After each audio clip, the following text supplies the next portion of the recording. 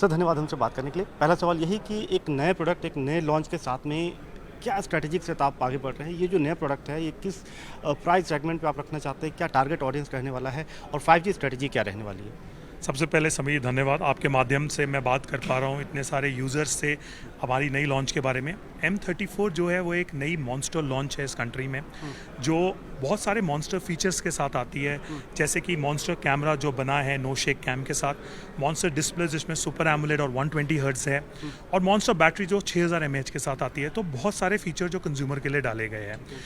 ये लॉन्च हुआ है 16,999 के प्राइस में कंज्यूमर के लिए, तो एक बहुत ही बढ़िया वैल्यू प्रोपोजिशन बनता है कंज्यूमर के लिए, अडॉप्शन के लिए।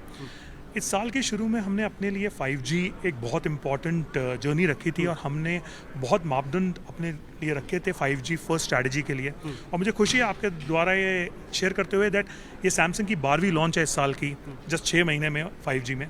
तो हम बहुत कॉन्फिडेंट हैं दैट कंज्यूमर 5G के लिए अडॉप्ट करेगा। जैसे कि आपने मुझसे पूछा कि ये अवेलेबल कैसे होगा, स्ट्रैटेजी का होगी, हमारा बिलीफ है हमें वहाँ होना है जहाँ कस्टमर है। सो हम हर चैनल में अवेलेबल है। Customer can buy it on samsungshop.com और सेलेक्ट रिटेल आउटलेट्स और Amazon special this device. So they can go on Amazon and this is an Amazon special to buy. So we are available wherever the consumer is.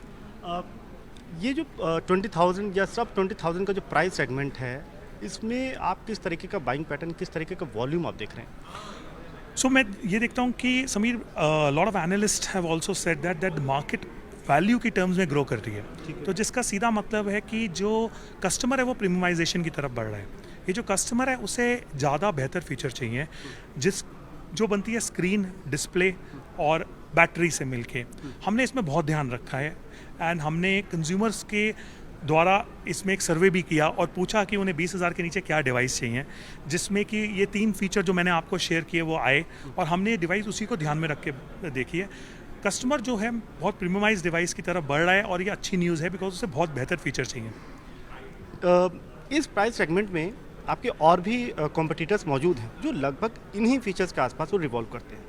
आपको क्या लगता है कि आपका जो sales, आपका जो ग्रोथ है, वो आपके ब्रांड नेम से ड्राइव होगा, या किस तरीके से आप उसमें वो डिफरेंशिएशन लेकर के आ पाएंगे?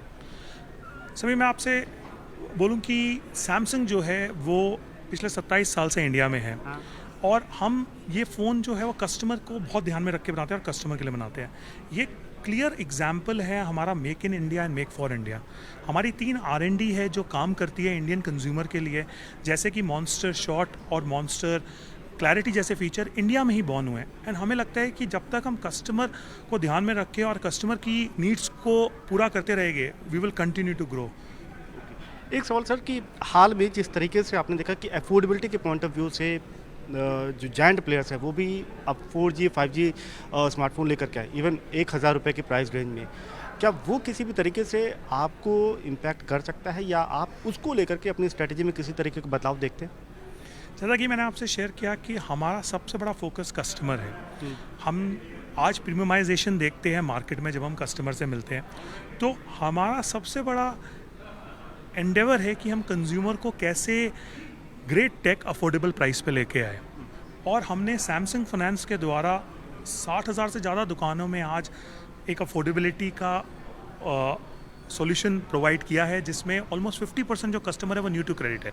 ये शाइनिंग एग्जाम्पल है how we are helping make for India and we are making consumer a great tech affordable.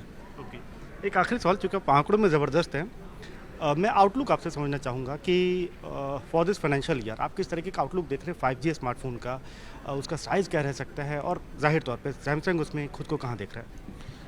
अगर मैं आंकड़ों की बात करूं तो पहले हाफ में 5G अडॉप्शन बहुत अच्छी रही है, मतलब मार्केट बहुत तेज़ी से वहाँ पे बढ़ रही है।